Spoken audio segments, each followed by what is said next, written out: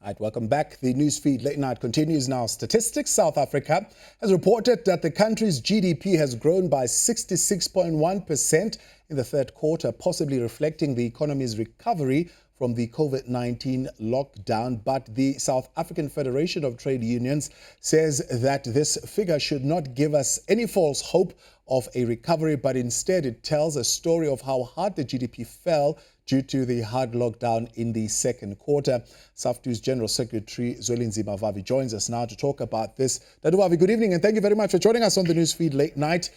These are numbers that come from Stats SA. Are you saying they are a superficial recovery, keeping in mind that we are coming from a very low base? In fact, there are certain sectors that at some point were at minus not even a single ounce of growth. So should these numbers certainly not give us hope that, well, they were better than anticipated and therefore, yes, things are going to be bad, but they're not going to be as bad as would have been anticipated? Well, you're raising a very critical point.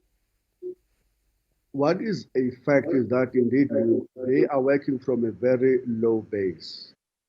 And we'll come back to query about how they are viewing the GDP, what in our view they are leaving out and all of that. We'll come back to that. But the bottom line in terms of what they are telling us is that these figures of 61% entirely is still showing that the economy is 5.8% smaller than it was at the beginning of this year, i.e. the 1st of January 2020. We are 5.8% smaller than where we were. The only element of excitement that we can talk about is the fact that the agricultural sector have grown by 11.3%, whilst government have marginally just increased by a 0.8%. But the rest of other industry, the crisis continues. For example, the construction sector have seen a minus 20% decline.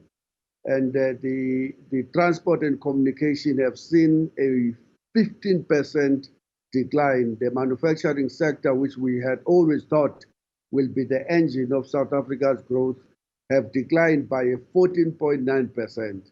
The growth in the mining sector is completely misleading. It's misleading in that they're telling us we have grown by a massive 288%. But unfortunately, they are not counting the depletion of our minerals when they make that calculation.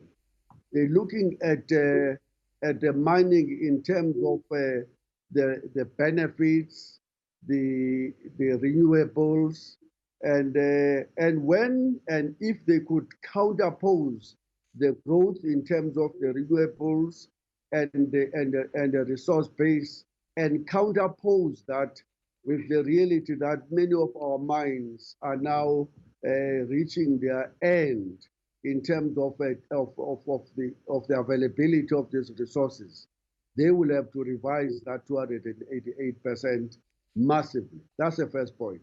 What is the other flaw, very quickly, that you're saying has been left out in these numbers and should have a big asterisk next to it to let us know that there is something missing here?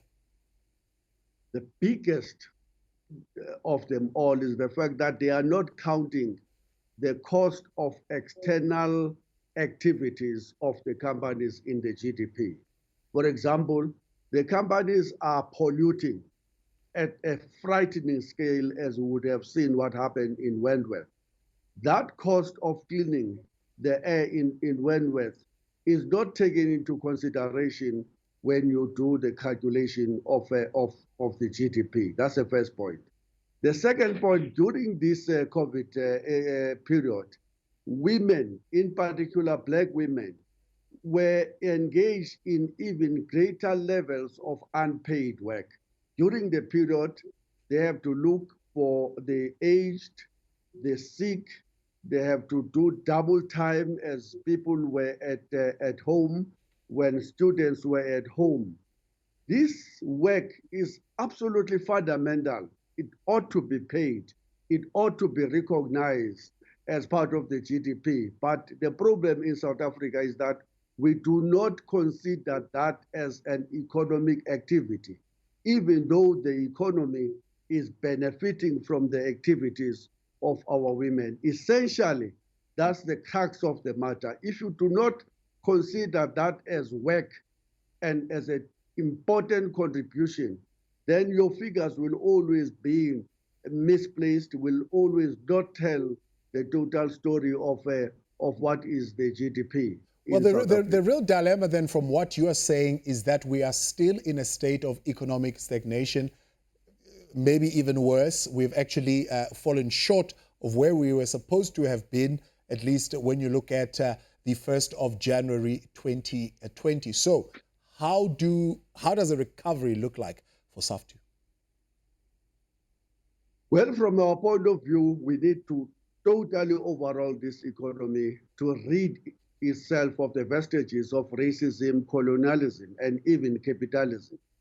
We argue that women are being left behind. We argue that the youth, which had been receiving 350, will not see any recovery. We argue that the children that were getting a special grant to augment the salaries of their parents during the lockdown have that thing removed. We argue that the aged that were given an extra 200 rand during the lockdown, and now that 200 rand have been taken out, we argue that the recovery plan does not talk to them.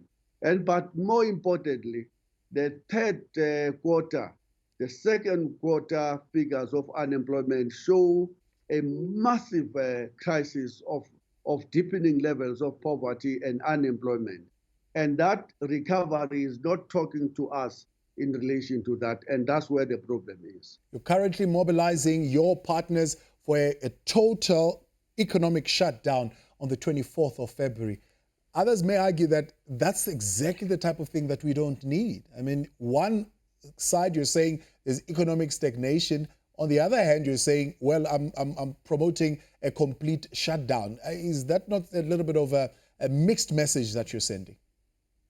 Not at all. I think that if we sit down and do nothing, what is already happening over the past 26 years, which have happened over the past 400 years of colonialism and apartheid combined with the system of capitalism, will just continue to happen. Look, for the rich, this is the greatest country that they can ever dream of. Their wealth is continuing to expand at unbelievable proportions. They are becoming richer. They are dying from the diseases associated with their riches and with their overeating. On the other side, for the greater majority of the citizens, which constitute 99% of the population, poverty continues to grind, inequalities are growing, hopelessness is now deepening to the levels that we are losing the whole generation of our young people to drug, to gang violence, and all of that. We need to put a stop to that. We know that on the 24th of February next year, the Minister of Finance, the Treasury, will be placing the last nails on the coffins of the working class and the poor. And what a better time to finally rise up as a united working class. All right, Tatu Vavi, let's leave it there for now because of time, but I appreciate you coming through tonight. That is the General Secretary of SAFTU, Zwelinzima Vavi. When the newsfeed late night continues next, we talk by-elections. They are in full swing. We'll get more details from the IEC. But right now, your Powerball draw.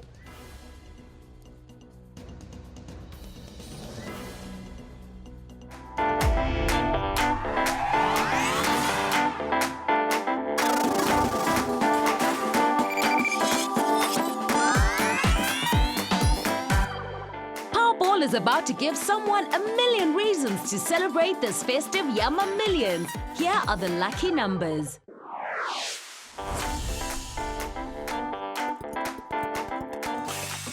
37, 16,